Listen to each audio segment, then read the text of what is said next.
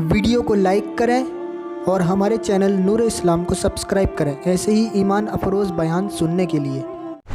बल्कि हमारे बुज़ुर्गों की तो एहतियात इतनी थी कि वो किसी के घर दावत में जाते थे तो अपने हाथ से दूसरे को खाना खिलाने वाले को टोक देते थे कि भाई तुझे दावत तुझे खाने के लिए बुलाया है, तू इसका मालिक नहीं है, तू इसे क्या खिला रहा है। ये उनकी बहुत आला दर्जे की एहतियात थी। मैं उसको कोई हराम और नाजायज़ कहने नहीं बैठा, लेकिन उनकी एहतियात थी।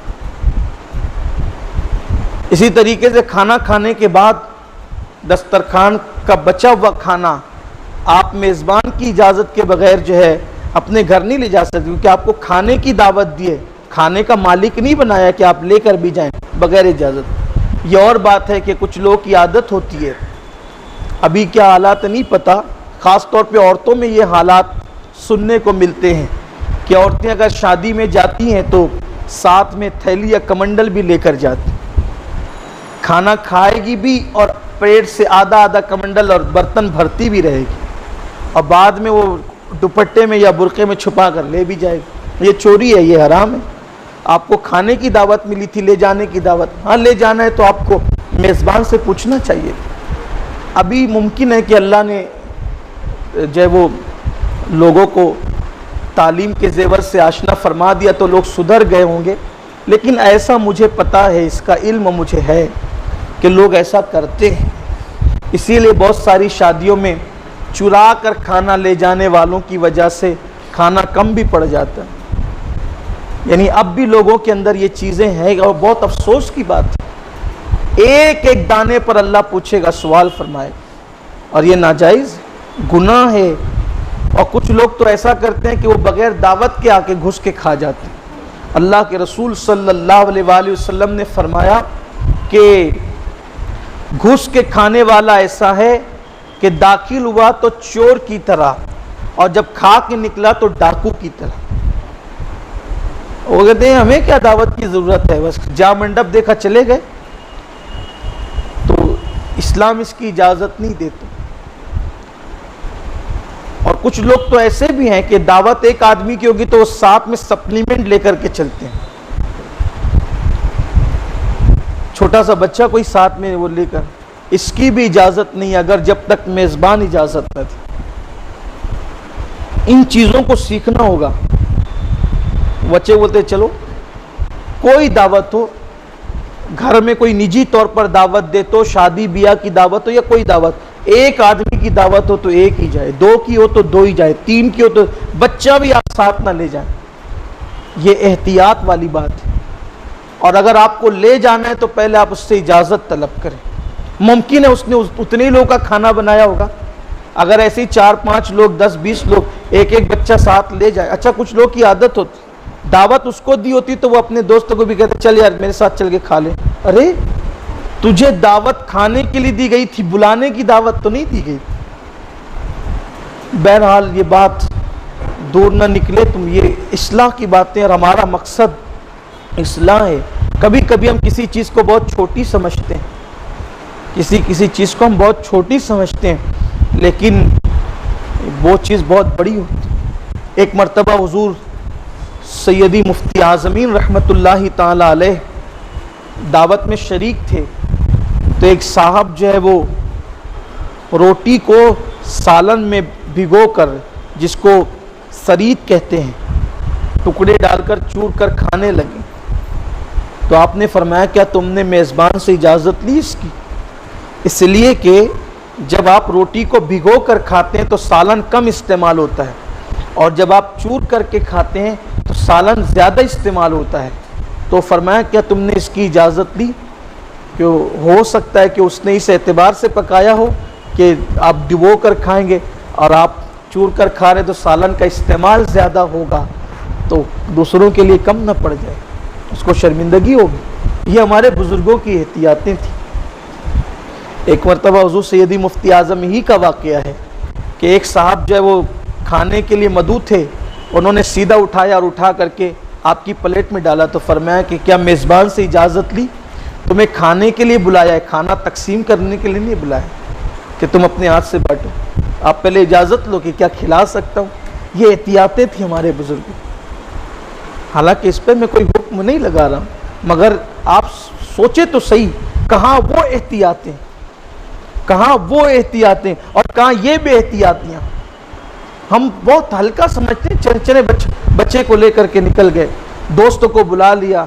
अच्छा ये भी मुझे पता चला है, पता नहीं कहाँ तक सही, लेकिन लोगों ने बताया है, बाज़ लोगों की आदत ये बन गई है कि अगर एक घर में दावत आई घर भर की, तो वो चच्चा बाबा को भी कह देते कि ज़रा वो फलां के यहाँ की दावत है, तुम लोग भी आ जाना।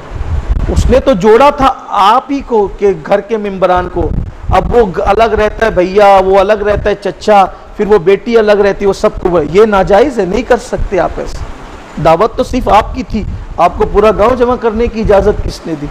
ये इसकी तरफ भी तवज्जो होनी चाहिए। हमारा मज़हब सिर्फ नमाज रोज़े का मज़हब नहीं है। मैं ये यहाँ मालेगांव के तनाजुर में बात कर रहा हूँ, मुमकिन है कि दूसरे इलाकों की बात अलग हो, लेकिन यहाँ के तनाजुर में ये बात जो मुझे पता चली है, अल्लाह करे, क्योंकि शादियों में मेरी शिरकत अब कम होती है, तो हो सकता है शायद इसकी इस्लाह हो गई हो और मैं जो वो बात को की तकरार कर रहा हूँ, ऐसा भी हो सकता है। आप बुरा नहीं माने कि आप जो बात ख़त्म हो गई उसका जिक्र करें, चूँकि मुझे इसका इल्म है, हो सकता है अल्लाह करे ख़त्म हो जाए, अल्लाह हमें तौफीक दे, हमारी कौम को तौफीक दे कि हम दूसरों का ख्याल करें, दूसरों का लिहाज करें। बल्कि मैं तो इस बात को भी पसंद नहीं करता, मैं इस बात को भी मैं अपने साथियों को मना करता हूँ। अक्सर जहाँ दाल चाय खाना होता है, लोग जेब में रोटी लेकर जाते और उसको फिर वो खाते हैं बाद में तो हम कोशिश ये करनी चाहिए, ये भी आदाब है दावत के, कि जो पकाए वो खा लें, आप साथ में नहीं ले जाए। आप साथ में खाना ले जा कर के गोया के मेज़बान की बेइज्जती कर रहे हैं कि हमें तो हाजत इसकी थी, आपने पकाया। ये एक ज़बानी नहीं बल्कि एक अमली तौर पर ये गुफ्तगू है। इसको भी मैं कोई हुक्मिया तौर पर या कोई हुक्म बयान नहीं कर रहा हूँ, ये आदाब बयान कर रहा हूँ। लोगों का दिल का ख्याल रखना चाहिए। आपको नहीं पसंद है तो आप थोड़ा सा खा लें, घर जाके आप रोटी खा लें, लेकिन ये जो जेब में ले करके जाते हैं ना रोटियां, मैं मना करता हूं लोगों को कि ना किया कर। अगर कोई ले आता है तो फिर मैं बेतवज्जो ही करता हूं, इसलिए कि ताकि आइंदा के लिए उसके लिए एहतियात का रास्ता हो जाए। मेज़बान का ख्याल करना चाहिए। और मैं ये भी आपसे अर्ज़ करना चाहता हूँ, दावत की जहाँ तक बात है तो असल खाना नहीं है, असल मेज़बान का दिल रखने जाना है, ये असल चीज़ है। आप क्या खाते हैं या क्या खाएंगे या नहीं खाएंगे ये नहीं है, वहाँ जाने से उसका दिल खुश करना है। याद रखिए, इसलिए कि कुदरत के नज़दीक मस्जिद की तामीर से भी बड़ी अगर कोई नेकी है,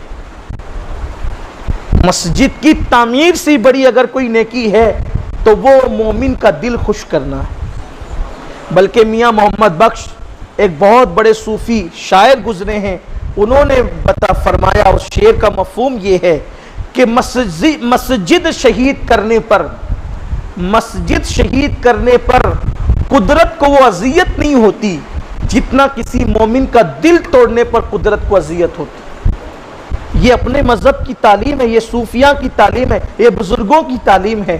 तो मेरे आका सल्लल्लाहु अलैहि वसल्लम के दीवानों, बात दूर चली गई, अर्ज़ ये कर रहा था कि जो मालिक ना हो उसे बेचने का या हिबा करने का, तोहफा देने का इख्तियार नहीं होता।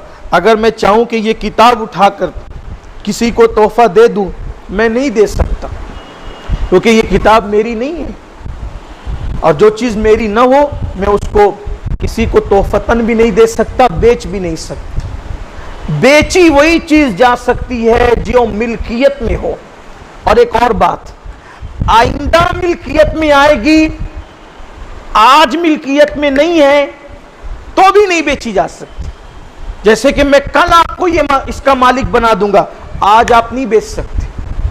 तो अब जन्नत मुस्तफ़ा जान रहमत ने बेची और उस्मान गनी ने खरीदी, मतलब हुजूर कल मालिक है, जन्नत नहीं बनेंगे, बल्कि आज भी वो जन्नत के मालिक है, इसीलिए तो उस्मान गनी को बेच रहे हैं। वो तो निहायत सस्ता सौदा बेच रहे हैं जन्नत का, हम मुफलिस क्या मोल चुकाएं, अपना हाथ ही खाली है। और जहां बानी अता कर दें, भरी जन्नत हिबा कर दें, नबी मुख्तार कुल हैं, जिसको जो चाहे अता कर दें। 2 मरतबा जन्नत बेची उस्मान गनी को, लेकिन